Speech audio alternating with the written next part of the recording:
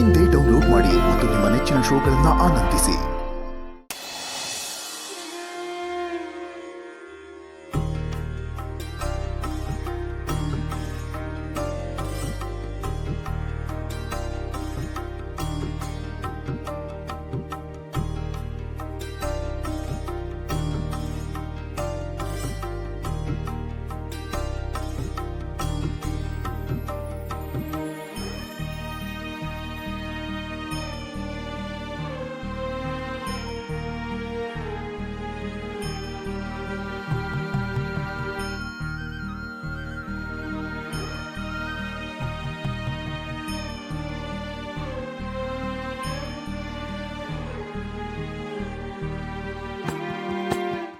Good morning ಮಾವ.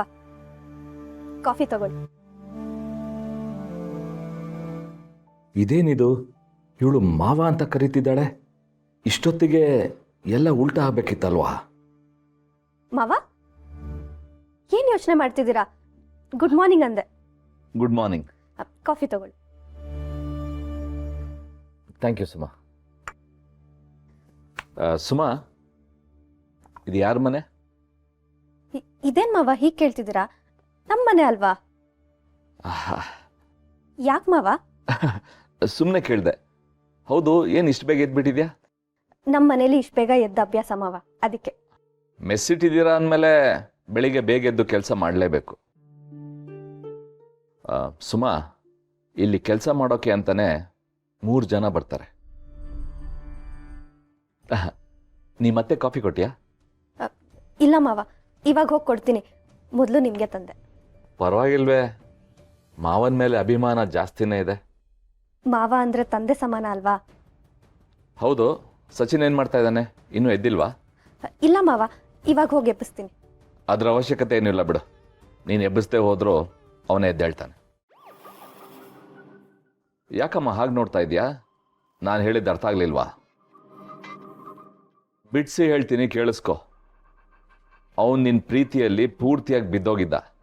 ಆ ಗುಂಗಿಂದ ಎದ್ದೇಳ್ತಾನೆ ಅಂತ ಹೇಳಿದೆ. ಅಲ್ಲಮ್ಮ, ಇಷ್ಟೆಲ್ಲ ಮಾತು ಅರ್ಥ ಆಗುತ್ತೆ. ನಾನು ಈಗ ಹೇಳಿದ್ದು ನಿಂಗೆ ಅರ್ಥ ಆಗಲಿಲ್ವಾ? ಮಾವ ಏನ್ ಹೇಳ್ತಿದ್ದೀರಾ?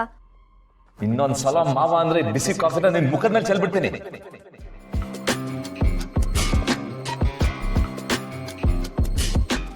ಬೀದಿ ಬಿಕಾರಿಗೆಲ್ಲ ಮಾವನ್ ಸ್ಥಾನ ಕೊಡೋದಿಲ್ಲ ನಾನು. ಏನ್ ಹಾಗೆ ನೋಡ್ತಾ ಇದೀಯಾ? ಬಿಕಾರಿನ ಬಿಕಾರಿ ಅಂತ ತಾನೇ ಹೇಳ್ಬೇಕು.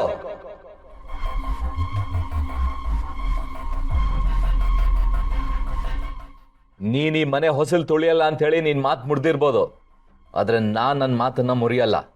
ನೀನ್ ಯಾವತ್ತಿದ್ರು ನನ್ನ ಶತ್ರುನೇ. ಎಷ್ಟೇ ಪ್ರಯತ್ನ ಪಟ್ಟರು ಮದುವೆ ನಿಲ್ಸಕ್ಕಾಗ್ಲಿಲ್ಲ. ಅಟ್ಲೀಸ್ಟ್ ಜಾತಕ ನೆಪ ಮಾಡ್ಕೊಂಡು ಮನೆಯಿಂದ ಆಚೆ ಕಳ್ಸೋಣ ಅಂದ್ರೆ ಮತ್ತೆ ಬಂದು ಒಕ್ಕರ್ಸ್ಕೊಂಡಿದ್ಯಾ?